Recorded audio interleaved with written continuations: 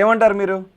అంటే ఇప్పుడు ఒక క్షణం అండి, ఇప్పుడు గరికపాటి గారు మీరు చూపించిన తర్వాత వారి మాటలను బట్టి చూస్తే ఒక హైదరాబాద్ చెందినట్టుగా చూసినట్టే ఉంది. మారుమూల ప్రాంతాలలో అంత విధానాలు ఉండవండి. అక్కడ పొల్యూషన్ అనేది ఎక్కువగా ఉంటుంది కాబట్టి ఆ పొల్యూషన్ అంటే పొల్యూషన్ గురించి కాదు ఆయన మాట్లాడింది, ఒక పొల్యూషన్ గురించి మాత్రమే కాదు. పొల్యూషన్ గురించి అంటే వేరే, దశాయుధాలు కలిగినటువంటి అమ్మవారిని నీటిలో ముంచితే అమ్మవారు వినాయకుడు అంత శాంతమూర్తిగా ఉండరు, ఆమె ఆగ్రహానికి గురవుతారు, అన్నీ కూడా పూజ చేసి నిమజ్జనాలు చేయడమే అనే ఒక వేలం వెరుగా వెళ్తున్నారని అంటూ ఉన్నారు. సో అలా అని లేదండి, మాటల్లో కూడా మీరు గ్రహించండి, విగ్రహం అంటేనే మట్టి. ఆయన అన్నది కూడా విగ్రహం అంటేనే మట్టి అన్నారు. మట్టి అంటే నిమజ్జనం ఇంకా అంటే అలానే కదా, భక్తిలో అజ్ఞానంగా ముందుకు వెళ్తూ ఉన్నారా అని. సో ఏది చెయ్యాలో, ఏ క్రతు ఎలా చెయ్యాలో, ఏ పూజ ఎలా చెయ్యాలో ఆ విధంగా చేయకుండా ఒక ఆడంబరంగా చేసే విధానంలో నిమజ్జనాలు చేస్తూ ఉన్నారా? ఆడంబరంగా చేసేటువంటిదంతా కూడా వ్యక్తిగతంలోకి తీసుకోవాలండి. శాస్త్రీయంగా పూజించినటువంటి విగ్రహాలు మట్టి స్వరూపంగా ఉన్నవి నిమజ్జనం చేయొచ్చు అంతే. ఓకే. సో సురేష్ బాబు గారు కూడా ఉన్నారు, కానీ గరికపాటి గారు మాట్లాడింది వాస్తవమే. అసలు విగ్రహాన్ని పెట్టడమే తప్పు, ఎందుకంటే ఆవాహనం చేసిన విగ్రహాన్ని రాత్రి వదిలేస్తారు మీరు, అలా నెగిటివ్ ఎనర్జీ వస్తుంది, ఆ తర్వాత పట్టుకెళ్ళి నిమజ్జనం చేస్తుంటారు, ఇది మరో తప్పు అని అంటున్నారు. వైరస్లు వస్తాయి దానివల్ల వైరస్లు కూడా వస్తాయి. వైరస్లకి దానికి అంతే కదా. మరి ఇప్పుడు అక్కడ నెగిటివిటీ అనేది విగ్రహాలకు ఏర్పడుతుంది. విగ్రహాలకు నెగిటివిటీ ఏర్పడిన తర్వాత ఆ విగ్రహాలు తీసుకెళ్ళి నీళ్ళలో వేస్తున్నాము, ఆ విగ్రహాలు నీళ్ళలో వేస్తుంది, అవి నీళ్ళని మనం తాగుతూ ఉన్నాము. ఖచ్చితంగా ఆ వైరస్ అనేది మనకే వస్తుంది. సైంటిఫిక్గా కూడా చూసుకోవచ్చు. ఇక్కడ మన పూర్వీకులు చెప్తానండి, మన పూర్వీకులు ఏం చేసేవారంటే, వీరు చెప్పినటువంటి గ్రంథాలు కావచ్చు, వీరు చెప్పినటువంటి సనాతన కావచ్చు, వీరు చెప్పినటువంటి భాగవతాలు కావచ్చు, వీటన్నిటిలో కూడా ఏముంటుందంటే అమ్మవారి రూపం కాదు. ఇక్కడ మేజర్గా మనము దసరా నవరాత్రులకి, శరన్నవరాత్రులకి పూజించేటువంటి దేనికి అంటే జమ్మి చెట్టు, తులసిమాత. ఇవే ప్రకృతికి సాధించేవి, కాపాడేవి. తులసిమాత మనకి ప్రకృతిలో కాపాడేటువంటి ఒక విధంగా ఉంటుంది, మనకి వైరస్లు రాకుండా చేస్తుంది. అష్టతులసి అంటారు, శతతులసి అంటారు, పంచతులసి అంటారు. ఈ తులసి మాతకి పూజించడం వల్ల మనకి ఆరోగ్య సమస్యలు రాకుండా, అసలు ఈ దసరా నవరాత్రులు చేసే దేనికోసం అంటే ప్రకృతి మాత అన్నారు, కరెక్టే. ప్రకృతి మాత అంటే చెట్లు, అమ్మవారి రూపం కాదు. ఇక్కడ ఏమవుతుందంటే ఏంటంటే ఈ జమ్మి చెట్టుకి పూజించడం ద్వారా మనలోని ఉన్నటి క్రామ క్రోధాలని పోయేసి మాట మీద నిలబడాలి అనే తత్వాన్ని ఏర్పడుతుంది. ఇక్కడే రెండు విధాలు చెప్తుంటుంటారు. ఒకటి ఆధ్యాత్మికం గురించి చెప్పేటప్పుడు డైరెక్ట్ అమ్మవారు ఉన్నారు, ఆమె ఒక రాక్షసుని సంహరించారు అనేది దసరా ఇక్కడ కొన్ని రాష్ట్రాల్లో కూడా స్పిరిచువాలిటీ గురించి చెప్పేటప్పుడు రెండు ఒకే సందర్భంలో అనుమానం కలిగించే విధంగా ఎందుకు చెప్తుంటుంటారు? లేదు, అమ్మవారి పూజించే విధానం దసరా నవరాత్రులకి లేదు. ఏది అమ్మవారిని పూజించే విధానం దసరా నవరాత్రులకి లేదు.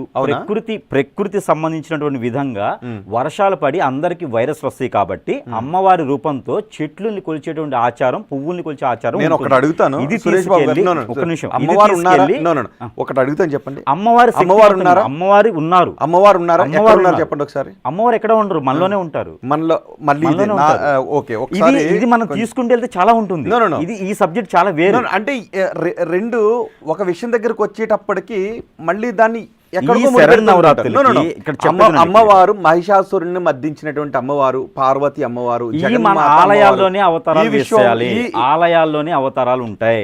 శరన్నవరాత్రులు కానీ ఈ నవరాత్రులు అన్ని కూడా ఆలయాల్లోనే వేసేటువంటి విగ్రహాలకి అక్కడ ప్రతిష్ఠించిన ప్రాణ ప్రతిష్ఠ చేసినటువంటి విగ్రహాలకు మాత్రమే వేయాలి. మనకి ఎవరు పడితే వాళ్ళు వేసేసి రోడ్ల మీద విగ్రహాలు పెట్టేస్తే అవ్వదు. దానితో మనకున్నటువంటి సనాతన ధర్మం ఏదైతే ఉంటుందో మనకి మనమే కాలితో కించపరుచుకోవడం తప్పితే వేరే ఏం లేదు. ఈ విగ్రహాలు తీసుకెళ్ళి మళ్ళీ మనం ఏం చేస్తున్నాం అంటే నీళ్ళలో వేస్తున్నాము. నీళ్ళలో వేయటం తప్పేంటి అన్న పూజ చేసిన తర్వాత అసలు పూజ ఎందుకు చేయాలి? అసలు ఆ విగ్రహాలు ఎందుకు పెట్టాలి? ఆల్రెడీ టెంపుల్స్ ఉన్నాయి, ఆలయాలు ఉన్నాయి, వాటి ప్రతిష్ఠించి ఉన్నాయి, వాటి ఆలన పాలన ఉన్నది, వాటికి ట్రస్ట్ ఉంది, వాటి గవర్నమెంట్ చూస్తుంది. ప్రజలందరూ గుళ్ళకి వెళ్ళాలి కదా, మన గుళ్ళల్లో ఉన్న వాళ్ళని ఏం కావాలి? ఇంటి వద్దకే దేవుడు అవసరమేంటి? ఒకసారి విద్యానంద భారతి గారు మాట్లాడుతున్నారు, మీకు ఆన్సర్ బహుశా వస్తుంది. ఇప్పుడు మనకి ఓకే, ఒక్క నిమిషం. ఏదైతే మనకి విద్యానంద తులసి భారతి మాత గారు. ఆ. ఈ ఒక మనకి ఒక్క నిమిషం, బంగారం సురేష్ అని బాబు కొలిసినటువంటి చెట్టు ఏదైతే ఉన్నదో, మనకి జమ్మి చెట్టు ఏదైతే ఉందో వీటికి పూజించేటువంటి ఆచారం ఉంటుంది. కొన్ని రాష్ట్రాల్లో పువ్వులతో దేన్ని పూజిస్తారు? జమ్మి చెట్టు, జమ్మి చెట్టుకి తులసి మాతకి పూజిస్తారు. జమ్మి చెట్టుకి తులసి మాతకి, తులసి మాతకి అదే చెప్పారు కదా, వైరస్లు రాకుండా ఉండేందుకు కాపాడుకునే విధంగా. ఆరోగ్యం కోసమా? దేవుణ్ణి పూజించి డైరెక్ట్ గా దేవుణ్ణి పూజించరు. విడిగా ఎవరైనా ఇంట్లో పూజించుకోవాలంటే తులసి మాతకు పూజిస్తారు. ఈ శరణ్ నవరాత్రులు తులసి మాతకు గానీ జమ్మి చెట్టుకి గానీ. తులసి చెట్టును పూజించేటటువంటి ఆ పూజ ఎవరికి చెందుతుంది, ఎవరికి వెళ్తుంది? ఎవరికి అమ్మవారి రూపంతో చూడరండి. అమ్మవారి శక్తి రూపంగా చెట్లైనా గుట్లైనా అన్ని అమ్మవారే ఉంటారు, అమ్మవారి శక్తియే ఉంటుందని చెప్పేసి అని ఎవరికైనా హక్కు ఎవరికి ఉంటుంది అంటే, ఒడుగు చేసుకున్న వారికి మంత్రోచ్చారణ నేర్చుకున్న వారికి మాత్రమే మంత్రం చేసేదానికి ఉంటుంది. ఎవరు పడితే వారు అమ్మవారి విగ్రహాన్ని చేస్తారు. మరి వీరు అలా ఎవరున్నారు సార్? విగ్రహాలు మండపాలన్నింటిలోనూ పూజారే వచ్చి వేద మంత్రాలు చదివే పూజారులే వచ్చి అది ఆలయాలు ఉన్నాయి. ఒక గవర్నమెంట్ డాక్టరు మెడికల్ షాపు లేదా ప్రైవేట్ హాస్పిటల్లో పెట్టినట్టు ఉంటుంది తప్పితే వేరే ఏం లేదు. ఓకే, విద్యానంద భారతి గారు చెప్పండి. అయ్యా, ఇప్పుడు ఈ టాపిక్ మొత్తం మారిపోతా ఉంది. అవునవును. మనం మాట్లాడేది ఒకటండి, నన్ను మాట్లాడిన మనం మాట్లాడేది కేవలం నిమజ్జనం చేయొచ్చా లేదా నాటికి. మీరు గ్రహించండి, ప్రతి ఇళ్లలోనూ వినాయక చవితి చేసుకున్నప్పుడు మట్టి విగ్రహాలే పెట్టుకోండి అనే చెబుతాను. ప్లాస్టర్ ఆఫ్ ప్యారిస్ అనేటువంటిది వ్యక్తిగతం. ఖచ్చితంగా శాస్త్ర ప్రకారం మట్టిని పూజించాలి, మాతృభూమి పుడమి తల్లిని గౌరవించాలని చెప్పి మట్టి నుంచే విగ్రహాలు ప్రకృతి ధర్మం కాబట్టి మట్టి విగ్రహాలు ఏ శాస్త్రంలో ఉందండి? శాస్త్రాల తర్వాత మాట్లాడుతున్నామండి. మట్టి విగ్రహాలు ఏ శాస్త్రంలో లేదు, ఏ పురాణంలో లేదు, మట్టి విగ్రహాలని లేదు. అక్కడ సున్నిపిండితో చేసినటువంటి విగ్రహం గట్టిపడి రాయి అయిపోతుంది. రాతి విగ్రహాలే ఒకప్పుడు మనం పూజించేవారం. మా తరాలు కాదు, మన పై తరాలు అందరూ కూడా రాతి విగ్రహం, మా ఇంటి కూడా రాతి విగ్రహం ఉంటుంది మా తాతది. రాతి విగ్రహాలే పూజించేవాళ్ళం. ఓకేనా? ఏ సిద్ధాంతం కూడా రాతి విగ్రహాన్ని పూజించండి. రాతి విగ్రహం ప్రాణ ప్రతిష్ఠకి పనికి వస్తుంది. రాతి విగ్రహం ఏమైనా చచ్చుబడినా కూడా అది దానికి నిమజ్జనం చేస్తారు. మట్టి విగ్రహం లేదు. మట్టి ఆవాహన అనేది మంత్రోచ్చారణ చేస్తే మట్టి విగ్రహం చొచ్చు పడుతుంది, సారిచ్చిద్ది, పగిలిపోతుంది. మట్టి విగ్రహాలు అనేది పూజించకూడదు. మట్టి విగ్రహాలనే లేదు, మన శాస్త్రం కూడా చెప్పలేదు. మట్టి అనేది ఏంటి? మనిషికి ప్రాణం పోయిన తర్వాత ఉంటుంది మట్టి, లేదా బతిక ముందు ఉంటుంది మట్టి. అలాంటి మట్టిని తీసుకొచ్చి విగ్రహాలు చేస్తారంటారు, ఎట్లయితుందండి? అది మట్టి చారిస్తుంది. 36 గంటల తర్వాత మట్టిని చారిస్తుంది. కావాలంటే చూడండి. పగులు వచ్చిందని ఆవాహనం చేసుకో పనికిరాదు. రాతి విగ్రహాలే చేయాలి. మంత్రోచ్చారణ ఉన్నది.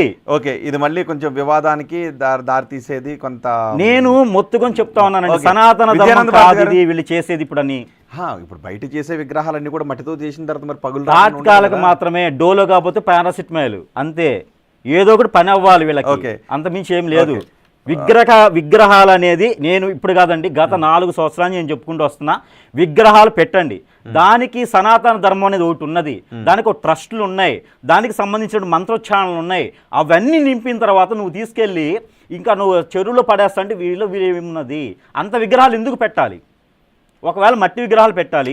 ఎంత విగ్రహం పట్టినా నిమజ్జనం అనేది చేయకూడదండి. నిమజ్జనం చేస్తే అమ్మవారు ఆహ్రయిస్తుంది అనేది అక్కడ ఏం లేదు. మట్టిని తీసుకొచ్చి పూజిస్తున్నారు, మట్టి కలుపుతున్నారు.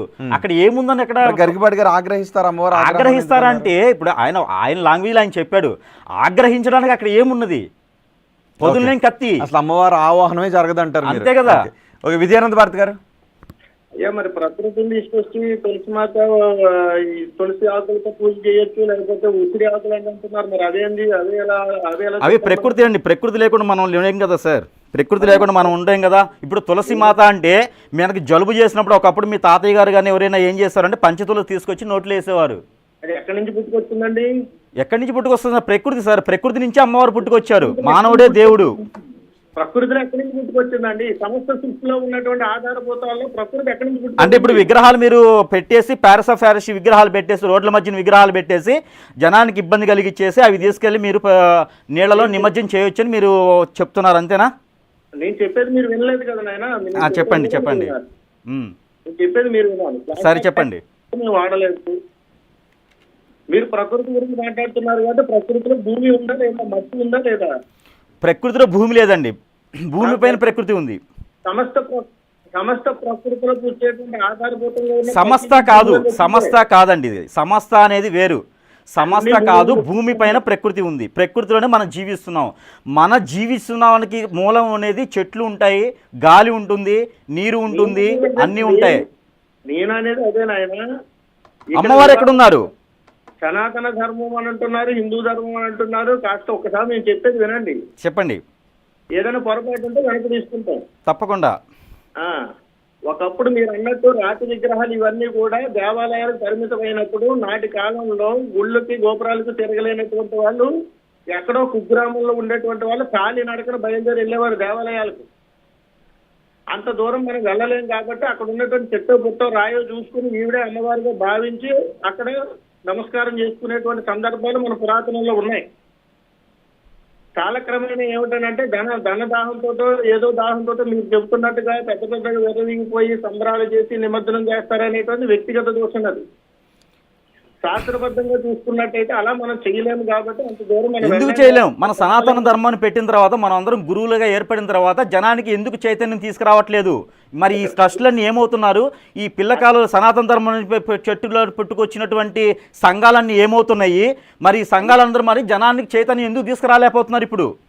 మరి ఇలా చేయకూడదని ఎందుకు చెప్పలేదు? ఒకప్పుడు అంటే కాలినడకను పోయేసి కాశీకి వెళ్ళేవారు, మరి ఈ రోజున ఫ్లైట్ ఉంది, అరగంటలో కాశీకి వెళ్తున్నారు. మరి ఎందుకు కాశీకే రావాలని చెప్పలేకపోతున్నారు మీరంతా ఇప్పుడు కూడా ఉన్నారు?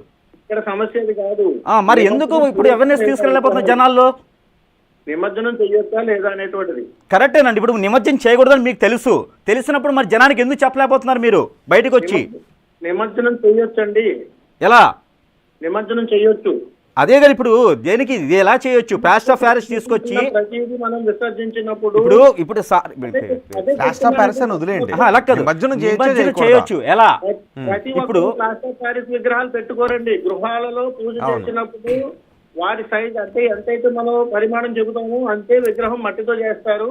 4 రోడ్ల కూడలిలో ఉన్నప్పుడు మంచి జరగడం కోసం ప్లాస్టర్ ఆఫ్ ప్యారిస్ అనే కాదు, ఎలాంటి విగ్రహాలు సరే భారీ ఎత్తులో పెట్టుకుని చేస్తున్నాం. ఈ మధ్య కాలంలో ఎక్కువైనవి ఇవి. దీనికి మేము ఏకీభవించడానికి మరి ఇప్పుడు ఇన్నాళ్ళు ఏమైపోయినారు? మన సంఘాలన్నీ ఏమైనాయి?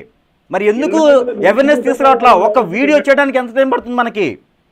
2 నిమిషాలు వీడియో చేసి ఎందుకు అవేర్నెస్ ప్రకృతి వ్యతిరేకంగా చేసే కొన్ని పనులు అవేర్నెస్ తీసుకుని రండి. ఇప్పుడు మనం మాట్లాడుతుంది అసలు నిమజ్జనం అనేది ఆధ్యాత్మిక విధానంలోనే లేదు అని అంటున్నారు. ఆ పాయింట్ లో మనం మాట్లాడుకుందాం. మళ్ళీ ప్లాస్టర్ ఆఫ్ ప్యారిస్ దగ్గరికి వెళ్ళదు. ఒక అమ్మవారికి పూజ ప్లాస్టర్ ఆఫ్ ప్యారిస్ కూడా ప్రకృతి నుంచే వచ్చింది. పక్కన పెడదాం. విగ్రహాలు ఒకప్పుడు ప్రతిష్ఠించేవారు కానీ దాన్ని తగ్గట్టు ఉంటే అప్పట్లో నిమజ్జనం చేసేదానికి లేదు. ఇప్పుడు మారిపోయింది కాబట్టి మట్టి తీసుకొచ్చి చేసుకుని చేస్తున్నారు. ఒక్కటి చెప్పండి, నిమజ్జనం అనేది ఒక పుణ్య కార్యమా, ఆధ్యాత్మిక కార్యమా, పుణ్యం వచ్చేటటువంటి కార్యమా, దైవానుగ్రహం పొందేటటువంటి కార్యమా, దైవ ఆగ్రహాన్ని పొందే కార్యమా? ప్లాస్టర్ ఆఫ్ ప్యారిస్ అనేది వదిలేయండి, ఇప్పుడు వచ్చిన ప్లాస్టర్ ఆఫ్ ప్యారిస్ వదిలేయండి. అసలు నిమజ్జనం చేయడం అనేది దైవాగ్రహానికి గురయ్యే ప్రక్రియ. దైవ ఆగ్రహానికి కాదండి, ఆగ్రహం తించడానికి అక్కడ ఏం లేదు. అక్కడ మంత్రం లేదు, చేస్తున్నారు అంతే. మన వ్యక్తిగతంతో సమాజానికి పని లేదండి. మన వ్యక్తిగతాలతో సమాజానికి పని లేదు. మరి సమాజానికి చెప్పాల్సినటువంటి ఒక్క నిమిషం నాగేశ్వరం గారు మీ దగ్గర